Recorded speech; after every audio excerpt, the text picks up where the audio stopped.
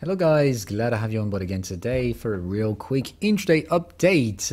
In terms of sentiment, which is driving background noise currently, we still have a lot of indecision when it comes to Wall Street, meaning that I definitely see the clear opposition that we have with the dumb money sentiment, considering it the retail traders action on derivative markets. What we are experiencing here is taking the data from IG markets of retail traders positioning on their CFD contracts, and what staggeringly stands out is the heavy amount of bullish positions that have been setted on a daily and weekly basis yesterday. So they're definitely getting long in Wall Street, which is not a good sign in my personal opinion. Of course, as markets start to consolidate, and we've seen hell a lot of bearish signs recently, well, as usual, the retail traders are going against it, so they definitely always trade against the market moves. When the market goes up, they sell. When the market goes down, they buy. Of course, pay real attention to this. We still lack of volatility in Wall Street, and they have been some kind of protected by the Fed and the heavy money printing over the latest few quarters. But when that music will change and when the volatility will emerge again, oh boy, I really don't want to be among those who will make trend trades, betting and gamblings against market moves.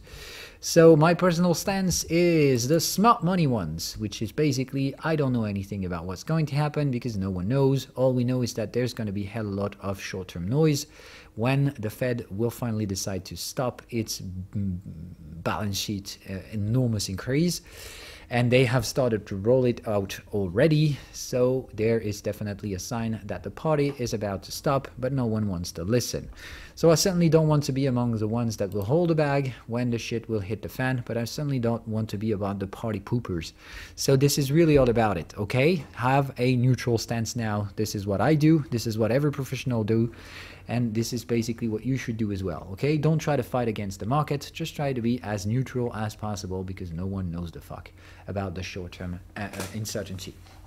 Okay, things could start to go bullish again and go all-time highs again. So if you're trying to net short the market now to eventually profit from downside potential risks, well, good luck with that, because I do not know where to put a stop loss on these strategies rather than going short-term trading, which is possible, sure thing is, but it is going to be absolutely requiring hell a lot of experience, because trading on shorter time frames make the risk management a lot more aggressive, and that cannot be done unless due diligence in terms of experience. Still, when it comes to crypto on the opposite end, whoa boy, still trading at very low levels compared to those we've seen last summer. I've recorded my Bitcoin year plan update yesterday, so you probably already know everything about that. I definitely think we're building a bottom, but it's hard to say if we're going to try dipping down 37k first. But I still doubt it, because statistically speaking, we already have bottoming signals on Bitcoin. It's just that as the daily chart hasn't yet printed a risk limitation pattern, then I am still contrasted with my visions for these stuff.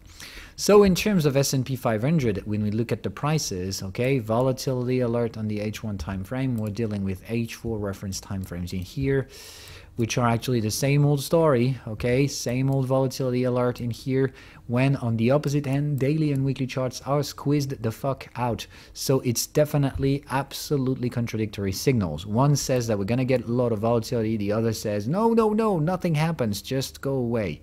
So one of these are wrong. I do not know which ones, but I definitely stand for this one. And if we look at the 4-hour reference charts and put it into the volatility mode, okay, what you'll see is that the volatility boundary in Wall Street is out of the previous areas, the 4400s and like, and these are the levels in which we've seen and said that if we ever get there, the weekly low volatile stance will terminate. So there is definitely a crucial area into the nearby stuff, and as we've seen, the retail traders are already buying the dip, which personally I think is a big mistake. So I will not try to short sell this market, because definitely stupid enough, definitely way too stupid to try shorting out of supportive areas, but I don't think these supports will hold. Oh, sorry, yeah, I said it. I think Wall Street is going to double down on the bearish position and bearish stance. My big question though is it really going to bring down cryptos with it? because I don't see any such a thing happening in cryptos. If I look at Bitcoin on the same reference time frames, okay, I have absolutely nothing. No warnings. There are no signs of early volatility actions for Bitcoin. This is definitely not the same thing for cryptos in general, okay? Lots of altcoins do have 4-hour chart volatility alerts, so pay real attention to these. They can be very noisy and tricky in the short run, but in terms of Bitcoin, boy, I'm sorry, I don't see any reason to panic out there. We're actually trading upon supportive areas. We have detections for counter trend trades. So until further notice, I don't necessarily think that this is worth a buy.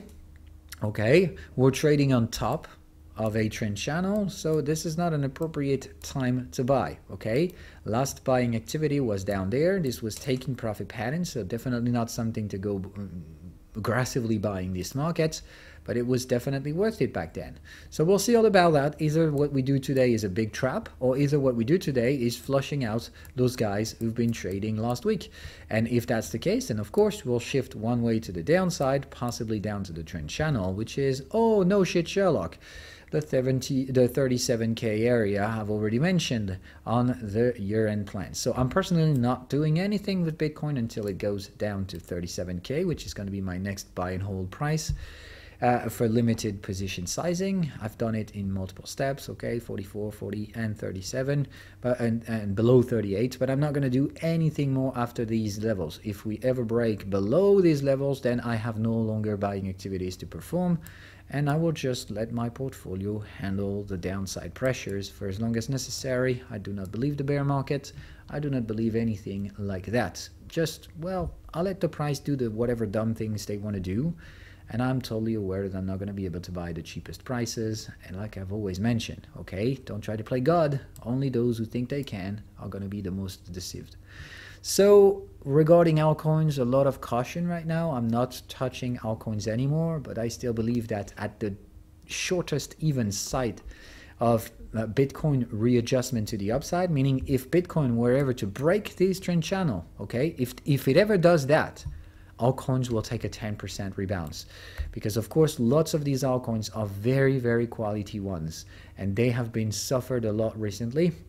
Talking about the Atoms, ETH, Solanas, Links, whatever, all of these things will take immediate 10% gains if Bitcoin terminates the bear trend.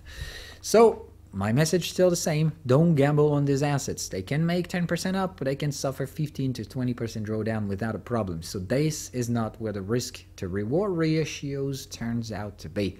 Look at the goddamn big boy Bitcoin and wait for this guy to terminate its pattern. Until then, if you try to gamble on the correlation there is between stock markets and crypto markets, let me be real clear. This correlation number stands at 0.38, or it oscillates across 35 to 40, okay? Which is absolutely statistically insignificant. So don't go down this road. I don't understand anyone who's trying to compare these two by saying that, well, if Wall Street loses 10%, then the crypto market will lose 10% as well. It makes no sense. It's possible, yes, there is, but it is more like a psychological pattern than a reality. When we look at the numbers, 37% or 38% of correlation factor isn't significant. We generally, in trading, tend to use correlation effect when there is more than 80% correlation between two asset classes, or minus 80 when there is a reverse correlation. But anything aside from this is just like, in my personal opinion, trading prices when you're not dealing with context. Okay, it would be like, okay, I think it's worth a buy in here, or it's worth a sell in here. I don't give a fuck. It's not in context. So this is exactly the same thing for me. Correlation studies can be used when we are across 80%, above 80%, or below minus 80 in terms of correlation factor. Anything in between is non-significant in terms of statistical outcome. So if you want to gamble on 50-50 chances, good luck with that. You can either be right or wrong, and I personally don't give a fuck about that. Okay? So correlation study may work, may not work, but there's definitely not enough statistical outcomes for this to be profitable if you try it out. Then, well, it's going to be more than enough for today. Bye, guys.